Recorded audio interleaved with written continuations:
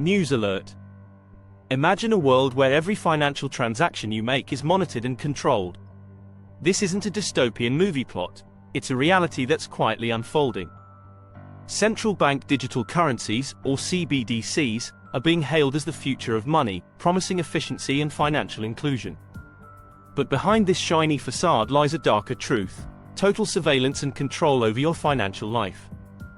At the forefront of this global push are two powerful yet shadowy organizations: the Bank for International Settlements, BIS, and the Atlantic Council. The BIS, known as the Central Bank, coordinates the development and implementation of CBDCs. Meanwhile, the Atlantic Council crafts policy frameworks and narratives to promote CBDCs. According to a 2023 BIS survey, 94% of central banks are exploring CBDCs, a staggering 400% increase since 2020. The Atlantic Council's CBDC tracker shows that 134 countries, representing 98% of global GDP, are involved in CBDC development. Currently, 69 countries are in advanced stages of CBDC readiness, with another 44 in the research phase. Retail CBDCs, designed for the general public, will be programmable and tied to user identities through digital IDs. This means every transaction you make can be monitored, erasing financial privacy. Governments can control what you buy, apply expiration dates on balances, and even block individuals who criticize policies. Forcing everyone to have a digital ID creates a full surveillance network, tracking every financial move. CBDCs centralize financial power in the state and its central bank, undermining the principles of a free society.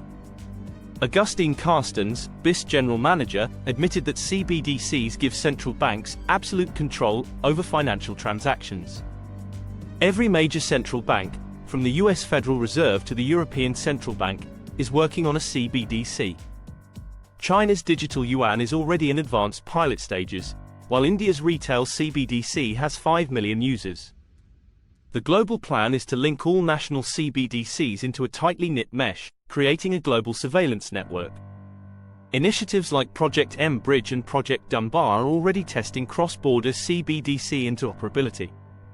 Despite the denials, central banks are heavily investing in CBDC development, showing a clear agenda.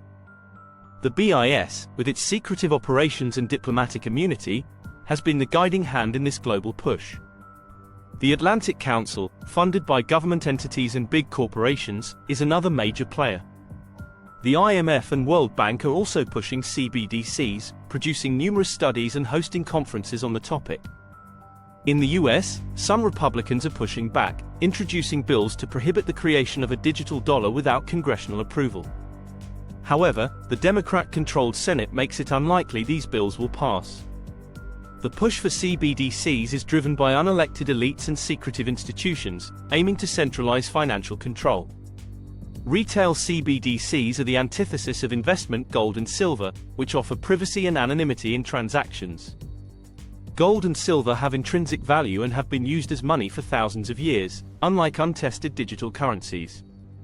CBDCs, controlled by central banks, are programmable and susceptible to surveillance and privacy invasion. They can be used to confiscate money, impose spending conditions, and have programmable expiry dates. While gold and silver represent economic freedom and liberty, CBDCs represent a dystopian future of control and surveillance. Stay informed and vigilant. The future of your financial freedom depends on it. Remember, knowledge is power. Thank you for watching. If you enjoyed this video, don't forget to like, share, and subscribe.